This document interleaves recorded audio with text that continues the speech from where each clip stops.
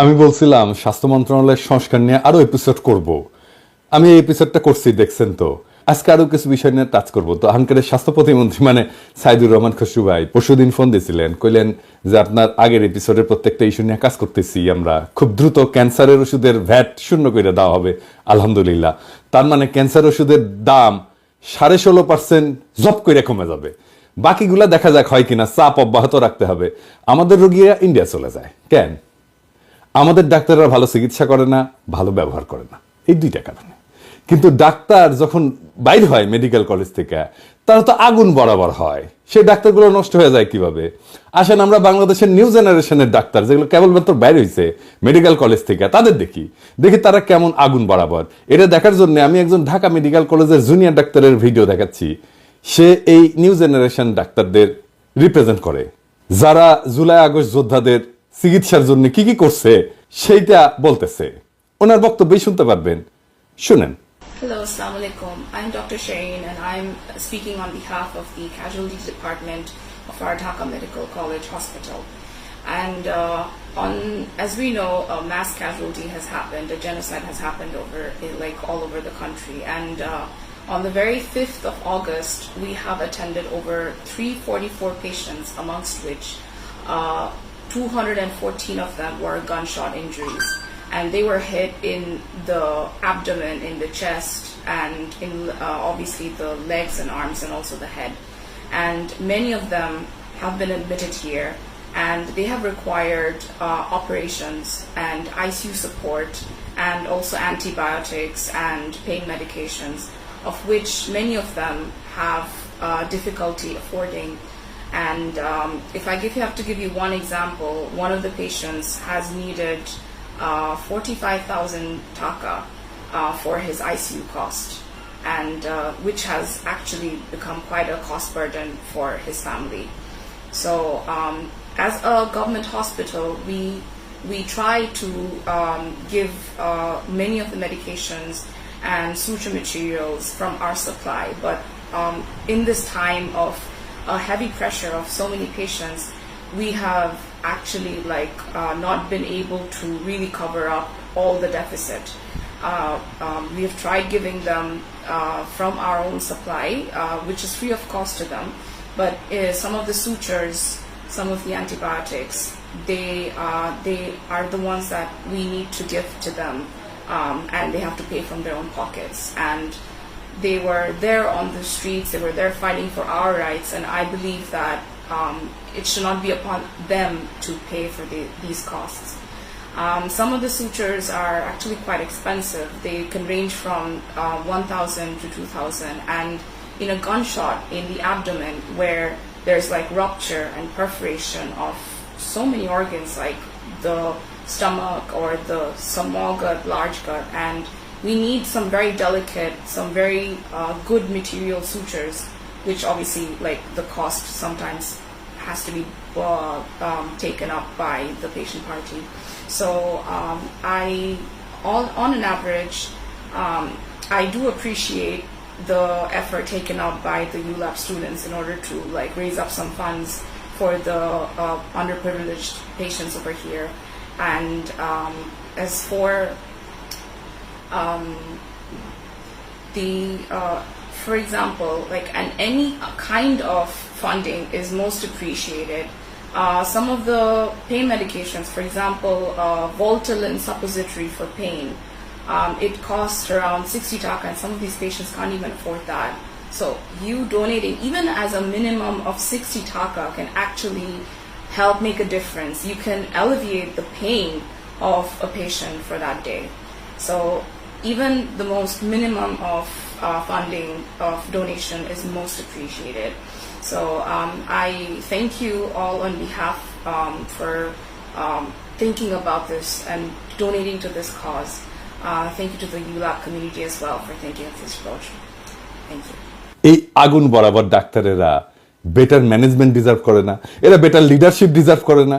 এই আগুন বরাবর ডাক্তারদের হাতে পাইয়া বাংলাদেশের রোগীদের যদি ইন্ডিয়া দৌড়াইতে হয়, তাহলে সমস্যা আসলে অন্য জায়গায়। আমি আজকে সেই জায়গায় হাত দেব। কেন এই আগুন বরাবর ডাক্তারদেরকে দিয়া বাংলাদেশের স্বাস্থ্য ব্যবস্থা ভালো করা যাইতেছে না, কেন বাংলাদেশের রোগীরা বিদেশে পাড়ি দেয়, ইন্ডিয়ায় পাড়ি দেয়। আসেন আলাপ শুরু করি আল্লাহর নামে। আমাদের স্বাস্থ্য ব্যবস্থার একটা বড় সংকট হইতেছে রোগীরা ডাক্তারদের উপরে আস্থা পায় না। ডাক্তার সাহেবরা কিছু মনে করেন না, এই আস্থার সংকটের কারণ আছে, এটা সর্বাংশে মিথ্যা না। খুব আস্থায় নেওয়া যায় এমন ডাক্তারের সংখ্যা খুব নগণ্য, এবং যাদেরকে আস্থায় নেওয়া যায় তাদের একটা বিশেষ যোগ্যতা আছে। আমি সে বিষয়ে আলাপ করব একটা নিজের ব্যক্তিগত অভিজ্ঞতা থেকে। আপনারা জানেন যে বাংলাদেশের ডাক্তারদের, ভেরি সিনিয়র ডাক্তারদের সাথে আমার বন্ধুত্ব আছে, এমনকি এই যে খসু ভাই, ও আমার সিনিয়র ফ্রেন্ড। তো আমি আমার নিজের স্বাস্থ্য সমস্যার জন্য খুব অল্প কিছু মানুষের উপর ভরসা করতাম। কেন করতাম সেটার আবার কারণ আছে। এর মধ্যে একজন হইতেছেন প্রফেসর এফ এম সিদ্দিকী। ওনার মতো ফাইন মেডিসিন স্পেশালিস্ট আমি ইউরোপেই দেখছি শুধু। ইনফ্যাক্ট উনি ইউরোপে ট্রেন্ড, এই জন্যই এই লেভেলের স্কিল ছিল উনার। আমি উনারে নিয়ে ফেসবুকে লিখছিলাম। তাও আবার বলি, তাইলে বাংলাদেশের স্বাস্থ্য সমস্যার একটা দিক আমরা ভালোভাবে বুঝতে পারবো। প্রফেসর এফ এম সিদ্দিকী উনি বিএনপি ঘনিষ্ঠ চিকিৎসক, এটা সন্দেহ নাই। উনি খালেদা জিয়ার চিকিৎসক, মেডিসিনের প্রফেসর। আমাকে যদি বাংলাদেশের সমসাময়িক মেডিসিনের সেরা ডাক্তার হিসেবে র্যাঙ্ক করতে বলা হয়, আমি উনাকে করতাম। আমি নিজের চিকিৎসাও বাংলাদেশে থাকতে উনাকে দিয়েই করাইতাম। উনার শুধু মেডিকেল নলেজ না, উনার সাথে আলাপ করা যায় সব বিষয় নিয়ে। ধরেন মিউজিক, রাজনীতি, সমাজ, টপস আর্ট, সোশ্যাল সাইকোলজি, কি না। পড়াইতেন অদ্ভুত দক্ষতায়, রোগী দেখতেন পরম মমতায়। তীক্ষ্ণ দৃষ্টি দিয়া উনি মুহূর্তেই ডায়াগনোসিস করে ফেলতেন। দুর্দান্ত ইংরেজি বলতেন। একটা ইনস্টিটিউশনাল প্রবলেম সলভ করার, নেগোশিয়েট করার দক্ষতা ছিল অপূর্ব। গানের গলা সুন্দর, রিসার্চের দক্ষতা অসাধারণ, চমৎকার ভরাট গলা, সুঠাম দেহ, 6 ফুট লম্বা। সবচাইতে সুন্দর হইতেছেন ওনার হাসিটা। উনি যখন হাসতেন তখন চারপাশটা আলো হয়ে যেত। ওনার যৌবনে উনি কত তরুণীর হৃদয় ভাঙছেন আল্লাহ জানেন, ভাবি আমার মাফ করে দিয়েন। যাই হোক, একবার উনি ঢাকা মেডিকেল কলেজের শিক্ষক সংখ্যা বাড়াইবেন, তখন খালেদা জিয়ার সরকার ক্ষমতায়। তো এইটার জন্য উনি একটা ফিল্ম বানাইলেন, বেশি বড় না, এই 5-10 মিনিটের হবে। ন্যারেট করলেন উনি নিজের গলায়। আমি কিছু অ্যানিমেশন আর এডিটিং এর কাজ করে দিছিলাম। প্রথমে এইটা উনি দেখাইলেন হেলথ মিনিস্টার মোশাররফ সাহেবকে। হেলথ মিনিস্টারকে আর কিছু ব্যাখ্যা করতে হইল না, উনি ওই দিনই ক্লিপটা নিয়ে খালেদা জিয়ারে দেখাইলেন। খালেদা জিয়ারও হেলথ মিনিস্টারকে কোনো ব্যাখ্যা করতে হয়নি। পাশ হয়ে গেল অতিরিক্ত পদ। আজকে ঢাকা মেডিকেল কলেজে যে পদগুলো দেখেন মেডিসিনে, সে পদগুলো উনার পাশ করে দেওয়া, ওই যে ওই 5-10 মিনিটের ভিডিও দিয়া। তো ইংল্যান্ডে পড়াশোনা করছিলেন, এই পড়ার দেশে আসছিলেন কিছু দিতে, হাসিনা এসে উনারে দিনাজপুর মেডিকেল কলেজে ট্রান্সফার করে দিল। তারপরে আইডিসিআর একটা নন ক্লিনিক্যাল পদে উনারা এসে বসায় রাখলো, ওইখান থেকে রিটায়ার করলেন উনি। যেই মানুষটা হেলথের ডিজি হইতে পারতেন, ঢাকা মেডিকেল কলেজের প্রিন্সিপাল হইতে পারতেন, ঢাকা বিশ্ববিদ্যালয়ের মেডিসিনের ডিন হইতে পারতেন, কলেজ অফ ফিজিশিয়ান্সের প্রেসিডেন্ট হইতে পারতেন, বিএসএমএম এর ভিসি হইতে পারতেন, তাকে তার ক্যারিয়ারের সবচেয়ে উজ্জ্বল সময় অন্তরালে চলে যেতে হইল। কেন? উনার অপরাধ উনি ভালো ডাক্তার, উনার অপরাধ উনি একজন দক্ষ মানুষ। উনি শিক্ষকতায় থাকলেন 1000 জন প্রফেসর এফ এম সিদ্দিকী তৈরি করতে পারতেন, তিনি কিছুই পারলেন না, করতে দেওয়া হইল না। বাংলাদেশের বেস্ট মাইন্ডগুলোকে কখনোই বাংলাদেশে জায়গা দেওয়া হয় না, এটা খেয়াল রাখবেন। উনার একমাত্র অযোগ্যতা উনার মেধার দক্ষতা। বাংলাদেশে মেধার দক্ষতা থাকলে আপনি মরিছেন, সেই সাথে যদি আনা দেশে প্রণ থাকে তাহলে আপনি গেছেন, শেষ। যাই হোক, উনি কেমনে ওনার ক্লিনিক্যাল এক্সপার্টাইজ ঠিক রাখতেন, এটা আমি ওনার খুব কাছে থেকে দেখছি। উনার আবার একটা মিশন ছিল, উনি আমার বলতেন আর কি, যে পিনাকি আপনার ডায়মন্ড খনি থেকে কেবল বেড়েছেন, হ্যাঁ, খালি কাটতে হবে ঠিক মতো আপনাদের, তাইলে শাইন করবেন। তো উনি আমার কাটতেন আর কি ঠিক মতো। হ্যাঁ, তাই প্রত্যেকদিন উনি যা যা পড়তেন আমার পাঠাইতেন। তো কাজ হয়েছিল, ওইটাতে কাজ হয়েছিল মেডস্কেপের সাথে উনি আমার পরিচয় করায় দেন। সেদিন হয়তো উনি ভাবেন নাই যে ওই মেডস্কেপের সাথে পিনাকি একদিন কাজ করবে গ্লোবাল স্কেলে। আপ টু ডেট উনি প্রথম ইউজ করেন বাংলাদেশে। এভিডেন্স বেসড মেডিসিন কথাটা ওনার কাছে প্রথম শুনি। উনি যখন গ্লোবাল এক্সপার্টদের সাথে কথা বলতেন না, নানা সময় আমি ওনার সাথে গেছি, বিভিন্ন জায়গায় বিভিন্ন কনফারেন্সে গেছি, দেশেও ওনারা আসছে গ্লোবাল এক্সপার্টরা। উনি যখন কথা বলতেন মুগ্ধ হয়ে যেতেন ওনারা, শুনতেন যখন। আমাদের ডাক্তারদের দক্ষতা এই জায়গাটায় এসে মাইর খায়, ডাক্তাররা আপ টু ডেট না। আমাদের একটা মেডিকেল কাউন্সিল আছে, রেজিস্ট্রেশন দেয় ডাক্তারদের, কিছু মাদার বোর্ড আছে ওইখানে, কোনো কাম নাই, খালি রেজিস্ট্রেশন নিতে গেলে টেকা নেয় আর এটা সাইন করে দেয়, ওটাই হচ্ছে ওদের কাজ। এই ইন্টার্নশিপ শেষ করে পার্মানেন্ট রেজিস্ট্রেশন নিতে গেছি আমি ওই বিজয়নগরে। তো সবার কাছে টাকা নিচ্ছে, কত টাকা মনে নাই, বোধহয় 50 টাকা বা 100 টাকা আর কি। শালা ক্যাঙ্কা লাগে বলেন, পাশ করে পেশায় ঢুকবো, সেটা নিতে গেলে টাকা দিতে হবে কেরানিক, তাছাড়া আপনি রেজিস্ট্রেশনই পাবেন না। 5 বছর পর এটা রিনিউ করে। আপনি রেজিস্ট্রেশন সার্টিফিকেট নিয়ে যাবেন, টাকা দিবেন, এটা সিল মারবে, আর আপনার রিনিউয়াল হয়ে গেল। আপনি 5 বছর টেম্পু চালিয়েছেন কিনা না ডাক্তারি করেছেন সেটা চেক করবে না কেউ। তো ওইটা থাকার দরকার কি ওইখানে? এটা সিল মারার জন্য ওটি বসে আছে, এটা কোনো কাম হইলো? বসে বসে বেতন নিচ্ছে, এটা সিল মেরে দিল আর আপনার রিনিউ হয়ে গেল। তাহলে তো দরকারই নাই ওই জিনিসের, যদি চেক না করে। ডাক্তারি এমন একটা পেশা যে এটা সারাক্ষণ আপডেটেড থাকতে হয়। মেডলাইনে মানে যেটি আসলে সব জায়গায় সব ডাক্তারি জিনিসপত্র থাকে আর কি, রিসার্চ গুলো থাকে, ওখানে প্রত্যেক দিন 2 থেকে 4 হাজার নতুন গবেষণা যুক্ত হয়। আপনি পড়বেন কোনটা? এই জন্য পশ্চিমে হাইলি স্পেশালাইজ লোকেরা আছে যারা সাইকা তোলে যা যা পড়া দরকার, এইগুলো নিয়ে ওটাতে বলে কন্টিনিউড মেডিকেল এডুকেশন, কন্টেন্ট বানায়। আমি কাজ করছি ইউরোপে, এখন অন্য কাজ করি, মেডস্কেপের সাথেও করেছি, ওয়াইলির সাথে করছি পার্টনারশিপে, এমনকি নিজেও বানাইছি কন্টেন্ট যেটা ইউরোপিয়ান সেমি অ্যাক্রিডিয়েটেড। দারুণ দারুণ সব কন্টেন্ট বানাইছি। একটা গল্প বলি, ইন্টারেস্টিং এই সেমি কন্টেন্ট বানানো নিয়ে। আমার ইংল্যান্ডে 2 জন ডাক্তারের সাথে কাজ করতে হবে আর কি, এইটা 2022 সালের কথা। তো একজন সাদা চামড়ার, একজন আমাদের এলাকার মানে আমাদের অঞ্চলের আর কি, মানে ওই অঞ্চলের, নামটা মুসলিম কিন্তু চেহারা মিক্সড, অনেকটা পাকিস্তানিদের মতো। তো আমি ওরে খুঁজে পেয়েছিলাম মেডস্কেপে, ভালো ট্রেনার, জিপি ট্রেনার। তো তার বেশ কিছু সিএমই আছে। তো আমি জিজ্ঞাইলাম যে তুমি পাকিস্তানি নাকি? তো বললো যে না, আমার বাবা অরিজিন বাংলাদেশের সিলেটার, মা ব্রিটিশ, তবে আমি কখনো বাংলাদেশে যাইনি। ও এনএইচএস এর জিপিদের ডার্মাটোলজি ট্রেনিং করায়, সার্টিফাইড জিপি ট্রেনার। তো তো আমরা অ্যাটোপিক ডার্মাটাইটিস নিয়ে একটা সিএমই করব জিপিদের জন্য। তো এখন রেকর্ড করতে হবে ভিডিও, 50 মিনিটের ফাইনাল ফুটেজ হবে। তো স্টুডিও লাগবে ভালো, কারো তো চিনি না ইংল্যান্ডে। তো ইংল্যান্ডের কলিগদের বললাম, কয়েকজনকে কমেন্ট করলো, কাজ আর রেট দেখে পোষায় না, আমার বাজেটে কুলায় না। যাই হোক, এমন সময় রিফাত হাসান, মানে এই রিফাত হাসান, ও কিন্তু অনেকদিন থেকে আমার গ্রাফিক ডিজাইনের কাজ করে। আমি ওর গ্রাফিক ডিজাইনের কাজের খুবই ভক্ত। আমি ঢাকায় থাকতে আমার কোম্পানির সব গ্রাফিক ডিজাইনের কাজ ওই করতো। ওর কাজ খুবই ভালো, গ্লোবাল স্ট্যান্ডার্ডে। আমার বইগুলোর প্রচ্ছদ, ইলাস্ট্রেশন সব কিন্তু ওর করা। এখানেও কাজ করেছে আমার কোম্পানিতে কিছু, হ্যাঁ, প্রশংসা পাইছে খুব। তো রিফাত বলল যে বান্না তো লন্ডনে থাকে এখন, ওই বান্নাও আমার সাথে কাজ করতো ঢাকায়।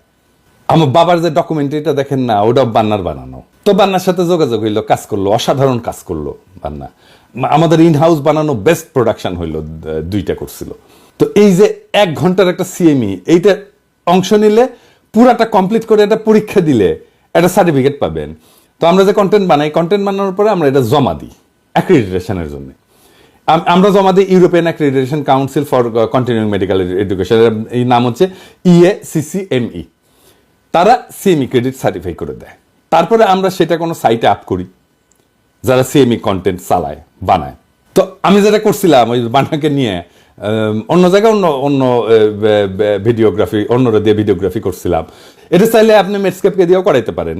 1 ঘন্টা বা প্রেসাইজলি এটা 50 মিনিটের সিএমই করতে এটা 1 সিএমই ক্রেডিট হয়। মেডস্কেপ কম করে হলেও $2 লাখ নেয়, আরো কমেও করে অনেকে, ভালো কাজ করে। ধরেন $10,000 ভালো কন্টেন্ট করে দেয়, হয়তো রিস হবে না অত বেশি মেডস্কেপের মতো। তো একজন ডাক্তারকে রেজিস্ট্রেশন রিনিউ করার জন্য বছরে 50 ক্রেডিট আর্ন করতে হয় ইউরোপে। ইটালিতে 3 বছর পর পর রিনিউ করতে হয়, 150 ক্রেডিট আর্ন করছে এই সময়ের মধ্যে, এটা দেখাইতে হয়। সার্টিফিকেট হলে সরাসরি চলে যায় ওই রেজিস্ট্রেশন যারা রিনিউ করে। ইন্ডিয়াতেও কিন্তু এটা লাগে, ওদের মনে হয় 30 ক্রেডিট লাগে 5 বছরে, মানে 5 বছরে 30 ঘন্টা পড়তে হবে। 50 সিএমই ক্রেডিট মানে 50 ঘন্টা পড়তে হবে কমপক্ষে, এবং পরীক্ষা দিতে হবে।